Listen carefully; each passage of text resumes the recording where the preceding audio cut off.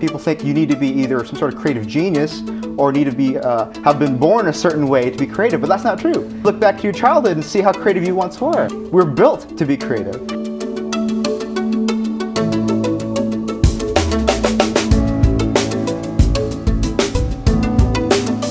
If you look at the neuroscience and psychology, and you look at creativity in art and in business, and even in trying to figure out social political solutions, they all have the same process.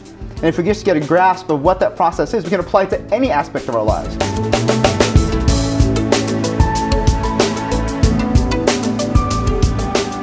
Before you became an author, you were kind of in the more think like everybody else kind of field. Tell us about your background and how did you come to this? You bet. So for about a decade, I was an electrical engineer. See? Which is totally different than creativity, at least some people think.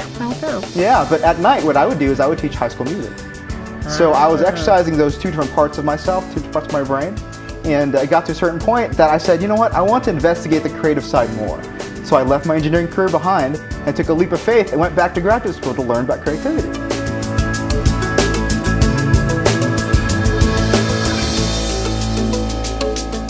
Over time, we get used to thinking we understand everything, that we forget that we don't really. Yeah. You know, we come to the assumption that we know everything. So we behave in the same way. And in order for us to get away from that, we need to practice thinking differently, practice driving to work in a different route, practice eating different dishes, you know, those sorts of things. We can look at the creative process as a process of deepening meaning and perception.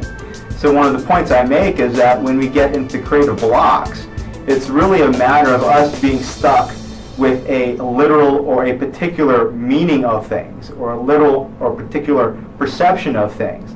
And in order to be more creative, in order to overcome those creative blocks, we have to deepen our access to meaning, widen the breadth of perspectives that we have access to. And those are awfully hard because we're often stuck in habitual thinking patterns. So a lot of the workshops and seminars are geared towards identifying those people, showing them that they have those patterns of thought, and then showing them how to get over them, how to deviate from them, to do things differently. You know, when you look at a business or a new technology, how is it that some individuals are able to come up with something that no one's ever thought of before? Welcome to Conscious Talk, radio that makes a difference. I welcome your hosts for the day, Brenda Michaels and Rob Spears.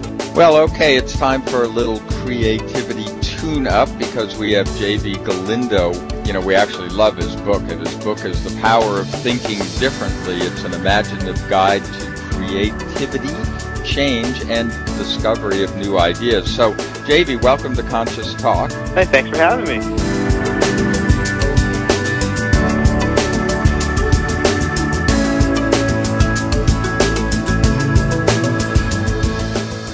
And one of the things we lose as we become adults is this freedom to explore. Instead of exploring for the sake of exploring, what we end up doing is trying to achieve something, trying to be right, trying to fit with convention.